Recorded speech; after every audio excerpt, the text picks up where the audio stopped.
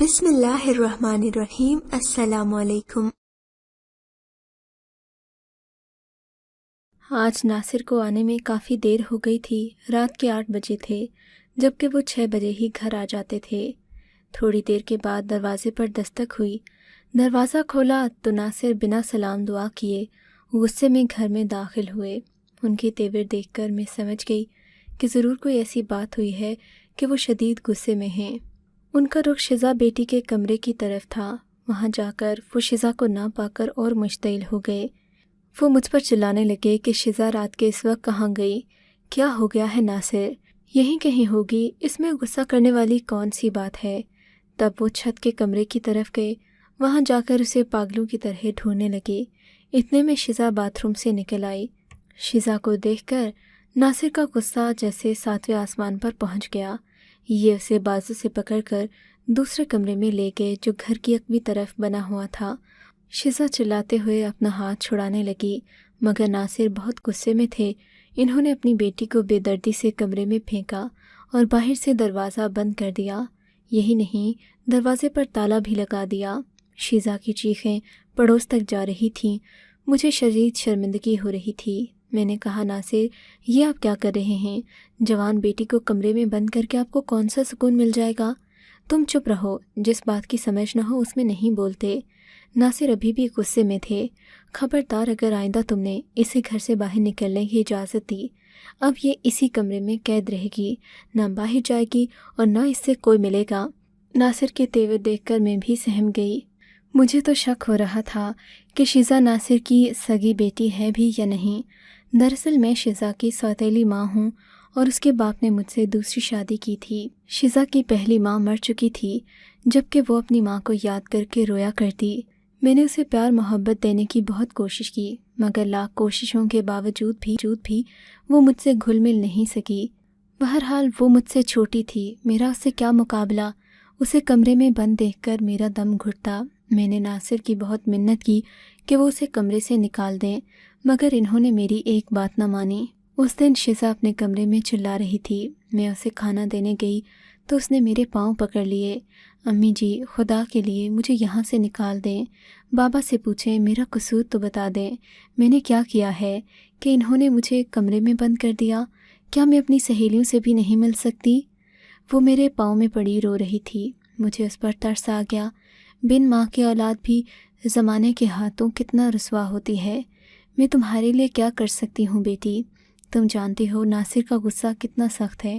وہ مجھے بھی نہیں چھوڑیں گے اگر میں نے تمہیں یہاں سے نکالنے کی کوشش کی۔ کمرے میں بند میں شزا سے باتیں کر ہی رہی تھی کہ فون کی گھنٹی بجی۔ میں فون کی طرف دوڑی، دروازہ کھلا رہ گیا۔ شزا شاید کمرے سے باہر نکل گئی ہوگی۔ میں فون پر باتیں کرنے لگی۔ میری نند کی کال تھی۔ کہنے لگی، ہم نے احمد کا رشتہ طے کر دیا ہے، لڑکی والوں کو جلدی ہے، اگلے ہی مہینے ہم اس کی شادی کر رہے ہیں، تم لوگوں نے لازمی شرکت کرنا ہے۔ نند کی طرف سے احمد کی شادی کی خوشخبری سن کر میں سوچنے لگی کہ شزا کو اپنے ساتھ شادی پر لے جاؤں گی۔ یقیناً اس کے بابا اتنے قریبی گھر کی شادی میں اسے جانے سے نہیں روکیں گے۔ تبھی میری توجہ شزا کے کمرے کی طرف گئی۔ دیکھا تو وہ کمرے میں موجود نہیں تھی۔ میرا دل دھک سے رہ گیا۔ میں بھاگتی ہوئی اس کے کمرے میں گئی تو دیکھا وہ فرش پر اوندھی پڑی رو رہی تھی، جبکہ اس کے ہاتھ میں چھوٹا سا کاغذ کا توڑا مرا ٹکڑا بھی تھا۔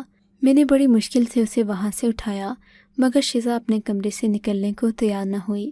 بالآخر مجبور ہو کر میں نے اس کے کمرے کو تالا لگا دیا۔ رات کو ناصر آئے۔ شزا کا پوچھا تو میں نے بتا دیا کہ اس کا دم گھبرا رہا تھا، اس لیے اسے اس کے کمرے میں بند کر دیا ہے۔ بولے، یہ وہاں سے نکلنے نہ پائے، باہر کی کھڑکی کو بھی تالا لگا دو۔ میں ہرگز برداشت نہیں کروں گا کہ میری بیٹی کے بارے میں کوئی بات کرے۔ بہتر ہوگا کہ تم اسے سنبھالو، ورنہ مجھ سے کسی قسم کی امید مت رکھنا۔ اپنے شوہر کی بات کا مان بھی رکھنا تھا اور اپنی بیٹی کو ظلم سے بھی بچانا تھا۔ میں نے حامی بھر لی، مگر اگلے ہی ہفتے احمد کی شادی تھی۔ میں نے اپنے شوہر سے بات کی کہ اگر ہم شزا کو شادی میں بھی نہیں لے کر جائیں گے تو لوگ ہم سے 100 طرح کے سوالات کریں گے، خواہ بدنامی ہماری ہی ہوگی، سو بہتر ہے کہ آپ شزا کو شادی میں شرکت کرنے دیں۔ اگر اسے روکیں گے تو مسئلہ خواہ ہمیں ہی ہوگا۔ وہ بولے، صحیح بات ہے، تم ٹھیک کہتی ہو، لیکن اس بات کا دھیان رکھنا کہ شیزا کہیں جانے نہ پائے۔ اگر ایسا ہوا تو میں تمہیں نہیں چھوڑوں گا۔ ناصر کے تیور ابھی بھی بڑے سخت تھے، مگر انہوں نے مجھے یہ نہیں بتایا تھا کہ آخر شیزا بیٹی کا قصور کیا تھا جو انہوں نے اسے کمرے میں بند کر دیا۔ خیر، میں اور شیزا بڑی بے صبری سے اگلے ہفتے کا انتظار کر رہے تھے۔ اگلا ہفتہ کون سا دور تھا، ہم لوگوں نے جمعرات کی شام ہی جانا تھا۔ احمد کے گھر خوب چہل پہل تھی۔ ناصر کی اجازت سے میں اور شیزا بھی چلے گئے۔ شیزا نے بتایا کہ وہ اپنی سہیلیوں سے ملنا چاہتی ہے۔ میں نے اسے اپنی نگرانی میں اس کی سہیلیوں سے ملوایا، مگر وہ بے تابی سے کسی اور کا انتظار کر رہی تھی۔ کبھی نظریں ادھر گھماتی تو کبھی ادھر۔ اس کا انداز بتا رہا تھا کہ وہ کسی سے کوئی بات کہنا چاہتی ہے، مگر میری موجودگی میں ایسا نہیں کر سکتی۔ بہرحال 2 دن عافیت سے گزر گئے۔ تیسرے دن بارات نے لڑکی والوں کے گھر جانا تھا۔ تقریباً شام کے 7 بجے تھے۔ سب لوگ بارات کے لیے نکل رہے تھے۔ ہم لوگ بھی گاڑیوں میں بیٹھ رہے تھے کہ میں نے دیکھا شیزا چپکے سے لوگ گئی۔ ایسے میں اگر شیزا کو بلاتی یا پھر اس کے پیچھے جاتی، اسے منع کرتی اور وہ بگڑ جاتی تو میرے لیے ہی مشکل پیدا ہوتی۔ تب میں بھی چپکے سے ہجوم سے نکل آئی۔ میری نظر اب اپنی بیٹی شیزا پر ہی تھی۔ وہ سڑک کے اس پار چلی گئی۔ رات کے اندھیرے میں نہ جانے وہ کس سے ملنے کیا بات کرنے جا رہی تھی، مگر پیار محبت کا قصہ نہیں تھا، اتنا تو میں ضرور جانتی تھی، کیونکہ جس حساب سے وہ پریشان ہوتی اور روتی، اس بات سے لگتا تھا کہ وہ کسی سے خوفزدہ ہے یا مجھ سے کوئی بات چھپا رہی ہے۔ خیر، میں شیزا کے پیچھے پیچھے چلی گئی۔ اس نے سڑک پار کی اور دائیں بائیں دیکھتی آگے بڑھنے لگی۔ میں بھی کھوج لگانا چاہتی تھی کہ آخر شیزا کہاں جاتی ہے۔ تھوڑا آگے چل کر وہ ایک پی سی او میں داخل ہوئی۔ وہاں سے اس نے کسی کو فون کیا اور پھر پی سی او کے باہر ٹھہر کر انتظار کرنے لگی۔ تقریباً 5 منٹ ہی گزرے ہوں گے کہ ایک بڑی سی کالے رنگ کی گاڑی شیزا شان بے نیازی سے گاڑی میں بیٹھ گئی۔ تب مجھے احساس ہوا کہ میں نے بہت دیر کر دی۔ میں گاڑی کے پیچھے بھاگی، اسے آوازیں دیں، مگر اس نے کوئی دھیان نہیں دیا۔ مجھے شدید دکھ اور تکلیف کا احساس ہو رہا تھا اور اپنے شوہر کا ڈر بھی تھا کہ اگر شیزا اس وقت رات کے کہیں گم ہو گئی تو میری خیر نہیں۔ اتفاق سے وہاں سے اسی وقت ایک ٹیکسی گزری۔ میں نے ٹیکسی کو روک لیا اور اسے اس گاڑی کے پیچھے چلنے کا کہا۔ ٹیکسی والے نے ایسا ہی کیا۔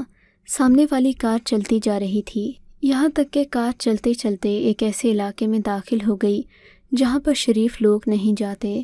میں یہ دیکھ کر حیران رہ گئی کہ میری بیٹی، یعنی کہ ناصر کی بیٹی، اس قدر گھٹیا کام بھی کر سکتی ہے کہ رات کے اندھیرے میں اس بازار آئے جہاں پر شریف جانا تو دور، وہاں کا نام لینا بھی پسند نہیں کرتے، مگر میں مجبور تھی کہ میری بیٹی وہاں جا رہی تھی۔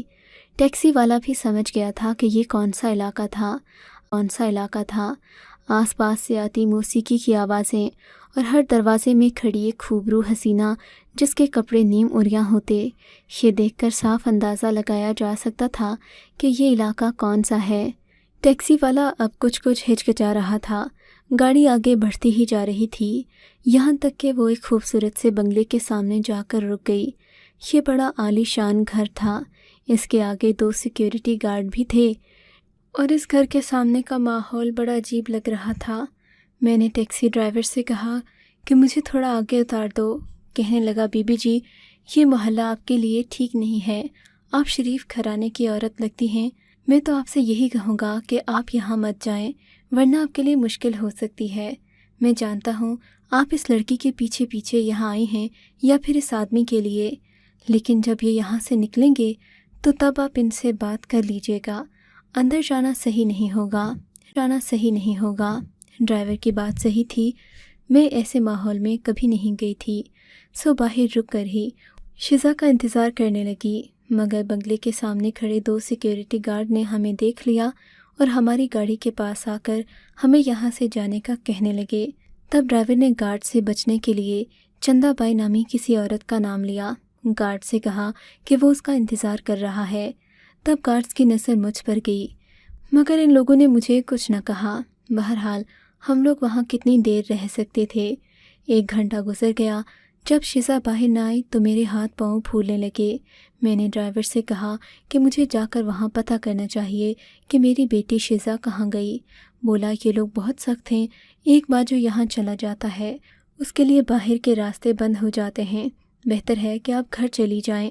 ڈرائیور کے مشورے پر میں وہاں سے واپس تو آ گئی، مگر میرے دل کی دنیا لٹ گئی تھی۔ سمجھ نہیں آ رہا تھا کہ ناصر سے کیا کہوں گی کہ شزا کہاں گئی ہے۔ تب میں نے اپنی ایک اور رشتہ دار خاتون کو رازدار بنا لیا اور اسے بتایا کہ شزا اس جگہ گئی ہے جہاں پر شریف جانا گوارا نہیں کرتے۔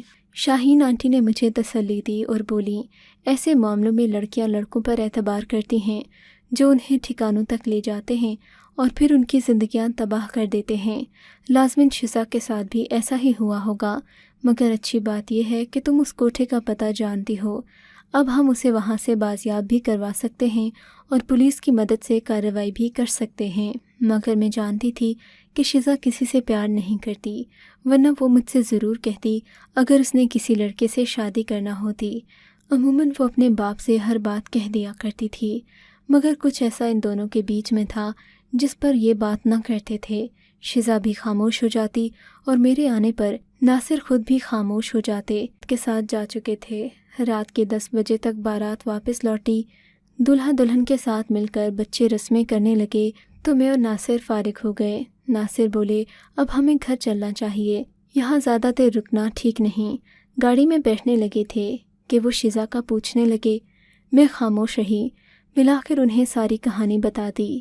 میری بات سن کر وہ غصے سے پاگل ہو گئے، مجھے برا بھلا کہا اور خوب غصہ کیا، پھر سر پکڑ کر بیٹھ گئے۔ مجھے بہت پچھتاوا ہو رہا تھا کہ یہ میں نے کیا کر دیا۔ بہرحال میں نے انہیں مشورہ دیا کہ ہمیں تھانے چلنا چاہیے، بھلے بدنامی ہو لیکن ہماری بیٹی تو واپس آ جائے گی۔ شوہر بولے کہ ایسا کرنا صحیح نہیں ہوگا، میں پہلے خود وہاں جاؤں گا۔ لیکن مسئلہ یہ تھا کہ ناصر کو اس جگہ کا نہیں پتہ تھا جو میں نے دیکھی تھی۔ مگر میری حیرت کی انتہا اس وقت نہ رہی جب ناصر بولے کہ میں جانتا ہوں بازار حسن میں وہ کہاں اور کس کے پاس گئی ہے، اور یہ بھی جانتا ہوں کہ کیوں گئی ہے۔ انہوں نے مجھے گھر ڈراپ کیا اور خود شزا کو لینے چلے گئے۔ میں ان کی ہوئی باتوں پر غور کرنے لگی۔ میں سوچنے لگی کہ آخر بازار حسن میں ایسا کیا ہے کہ بیٹی بھی وہاں جا بیٹھی اور باپ کو اس کے ٹھکانے کا پتہ ہے۔ دل میں کئی بار خیال آیا کہ شاید شزا ناصر کی سگی بیٹی نہ ہو۔ رات کے 1 بجے دروازے پر دستک ہوئی۔ میں نے دروازہ کھولا، باہر باتوں کی آوازیں آ رہی تھیں۔ میں نے دیکھا سامنے شزا اور ناصر کھڑے تھے، ان کے ساتھ ایک ادھیڑ عمر عورت بھی کھڑی تھی جو تقریباً 38-39 سال کی ہوگی، مگر اس کے چہرے پر کافی جھریاں تھیں۔ وہ بہت اداس اور بیمار دکھائی دے رہی تھی۔ کچھ نہ سمجھتے ہوئے میں نے ان لوگوں کو اندر آنے کا کہا۔ ناصر اپنے کمرے میں چلے گئے جبکہ شزا اس عورت کے ساتھ دوسرے کمرے میں گئی۔ میں ان دونوں کی باتیں سننے ان کے پیچھے پیچھے گئی جبکہ یہ دونوں ایک دوسرے سے لپٹ کر رو رہی تھیں۔ لگ رہا تھا کہ یہ دونوں ایک دوسرے کو کافی عرصے سے جانتی ہیں۔ میں نے ان لوگوں کو اس وقت کچھ نہ کہا اور خود بھی سونے چلی گئی۔ ناصر مجھ سے ناراض تھے، انہوں نے مجھ سے ایک ذرا بھی کلام نہ کیا، خود سو گئے۔ صبح اٹھے تو ناشتہ کیے بنا ہی آفس چلے گئے۔ جبکہ شزا آ کر ناشتہ بنانے لگی۔ وہ کسی قدر جلدی میں لگ رہی تھی۔ بولی، مجھے ابھی ناشتہ بنانا ہے، ذرا جلدی کر دیجئے، ان کی حالت صحیح نہیں ہے۔ کن کی حالت صحیح نہیں ہے؟ آپ جلدی کریں، زیادہ دیر مت کریں، نہ باتیں بنائیں۔ شزا کے لہجے میں تلخی تھی۔ میں نے جلدی میں اسے چائے بنا کر دی۔ وہ چائے لے کر کچن سے چلی گئی، پھر بھاگتی ہوئی آئی، پانی کا گلاس بھی لے گئی۔ اسے گئے ہوئے 2 منٹ ہی گزرے تھے کہ اس کے کمرے سے چیخنے کی آواز آئی۔ میں بھاگتی ہوئی گئی تو دیکھا وہ اس عورت کے سینے پر سر رکھ کر رو رہی تھی، جبکہ عورت کا سر ایک طرف کو ڈھلکا ہوا تھا اور اس کی آنکھیں پتھرائی ہوئی تھیں، یعنی کہ اب وہ اس دنیا میں نہیں رہی تھی۔ میں نے شزا کو بڑی مشکل سے سنبھالا۔ عورت کا وجود مرجھا گیا تھا، لگ رہا تھا اس کی زندگی کی سانسیں پوری ہو چکی ہیں۔ میں نے ناصر کو فون کر کے صورتحال سے آگاہ کیا۔ انہوں نے مجھے سختی سے ہدایت کی کہ میں کسی سے اس بات کا ذکر نہ کروں اور نہ ہی شزا کو چیخنے چلانے دوں، بلکہ اسے بھی صبر کی تلقین کروں۔ مجھے حیرت ہوئی کہ ناصر اس عورت کی وفات کا سن کر بھی اس قدر نارمل ہیں۔ بہرحال میں نے شزا کو نارمل رہنے کا کہا۔ تھوڑی دیر کے بعد ناصر آ گئے، ان کے ساتھ 2-3 لوگ تھے۔ ان لوگوں نے اس عورت کو اٹھایا اور ناصر اس عورت کو اپنی گاڑی میں ڈال کر کہیں لے گئے۔ شزا روتی رہ گئی۔ جب وہ نہ سنبھل رہی تھی تو ناصر نے اسے کمرے میں بند کر دیا۔ مجھے شزا پر بہت ترس آ رہا تھا۔ لگتا تھا کہ اس عورت سے شزا کا گہرا دلی رشتہ ہے۔ میرا بھی دل عجیب سا ہو رہا تھا۔ میری کیفیت ایسی تھی کہ کاٹو تو بدن میں لہو نہیں، 3 دن میں لہو نہیں، 3 دن سے گھر کی فضا عجیب سی تھی۔ تھوڑی دیر کے بعد آ کر شزا کا دروازہ کھولا۔ وہ مجھ سے لپٹ کر پھوٹ پھوٹ کر رونے لگی۔ میری بچی، کیا ہوا ہے؟ تم اور ناصر مجھے کچھ بھی نہیں بتاتے، بتاؤ تو صحیح یہ عورت کون تھی؟ تب شزا نے مجھے رو رو کر بتایا کہ اس عورت سے اس کا گہرا رشتہ تھا اور یہ کوئی اور نہیں بلکہ اس کی سگی ماں تھی۔ یہ سن کر میرے پاؤں تلے سے زمین نکل گئی کہ ناصر نے تو مجھ سے کہا تھا ان کی پہلی بیوی فوت ہو گئی ہے۔ اس بات کا میرے دل میں بہت دکھ تھا کہ ناصر نے مجھ سے جھوٹ کہا ہے۔ خیر اس وقت شزا کو تسلی دینا زیادہ اہم تھا۔ شام تک وہ سنبھل گئی تھی مگر اس کی آنکھوں کے نیچے رو رو کر ہلکے پڑ چکے تھے۔ ناصر آئے تو میں ان کے سر ہو گئی کہ آپ نے مجھ سے اتنی بڑی حقیقت چھپائی۔ بولے میں چھپانا نہیں چاہتا تھا، لیکن مسئلہ یہ ہے کہ میں اس عورت سے نفرت کرتا ہوں جس نے میری بیٹی تک کا خیال نہ کیا اور اپنی شادی کے کچھ عرصے بعد ہی واپس اپنی روش پر چلی گئی۔ تم جانتی ہو مہرین، ناصر نے آنکھوں میں نمی بھر کر کہا، میں نے اس عورت کو عزت دی، محبت دی، کیا نہیں دیا تھا میں نے اسے؟ دنیا بھر کی دولت اس کے پاؤں میں رکھ دی مگر وہ اپنی روش سے باز نہیں آئی۔ میں نے اسے عزت دی تھی، اس سے شادی کی تھی، اس سے ایک بیٹی بھی پیدا ہوئی مگر وہ بڑی بدبخت عورت تھی۔ اس نے اپنی بیٹی کا بھی خیال نہیں کیا بلکہ اسے بھی اپنی روش پر چلانا چاہا۔ میری بیٹی دل کی حساس ہے، اپنی ماں کی کمی کی وجہ سے یہ ہمیشہ اپنی ماں کا کھوج لگاتی رہی۔ خدا جانے کس کمبخت نوکر نے اسے بتا دیا کہ اس کی ماں کا تعلق بازار حسن سے تھا۔ تب یہ ایک آدمی کی منت کرنے لگی اور اس کے ذریعے اپنی ماں تک پہنچنے کی کوشش کرتی۔ بالآخر ایک دن اسے کسی نے بتا دیا کہ اس کی ماں فلاں جگہ رہتی ہے۔ یہ اس سے ملنے وہاں چلی گئی۔ خدا کا شکر کہ تم نے بتا دیا۔ جب میں وہاں پہنچا تو شزا اپنی ماں سے مل کر رو رہی تھی۔ میں اسے زبردستی وہاں سے لایا، نہ آ رہی تھی تو اس بدبخت کو بھی ساتھ لے آیا جس نے ہم دونوں باپ بیٹی کو برباد کیا تھا۔ میں سمجھتا ہوں کہ اس عورت کی یہی سزا تھی۔ خدا جانے یہ کس مرض میں مبتلا تھی کہ ایک ہی دن میں اس کی موت واقع ہو گئی۔ بہرحال اب میں شزا کے منہ سے اس عورت کا نام نہیں سننا چاہتا اور یہ ذمہ داری تمہاری ہے۔ ناصر نے یہ کہہ کر میرے کندھوں پر بہت بڑا بوجھ رکھ دیا اور میں آج بھی اسی کشمکش میں ہوں کہ اپنی بیٹی کے دل میں اپنی جگہ کیسی بناؤں۔ اب آپ ہی بتائیں مجھے اپنی بیٹی کے لیے کیا کرنا چاہیے کہ اس کے دل میں تو اپنی ماں کی محبت موجود ہے، مجھے وہ اپنا دشمن سمجھتی ہے مگر میں اس کے لیے دن رات پریشان ہوں اور اس کے لیے دعائیں بھی کرتی ہوں۔ آپ کو اگر یہ کہانی اچھی لگی ہے تو اس ویڈیو کو لائک کیجیے اور اس طرح کی مزید کہانیاں سننے کے لیے ہمارے چینل کو ضرور سبسکرائب کیجیے۔ کہانی سننے کا شکریہ۔ آپ سے ملاقات ہوگی اگلی ویڈیو میں، تب تک کے لیے اللہ حافظ۔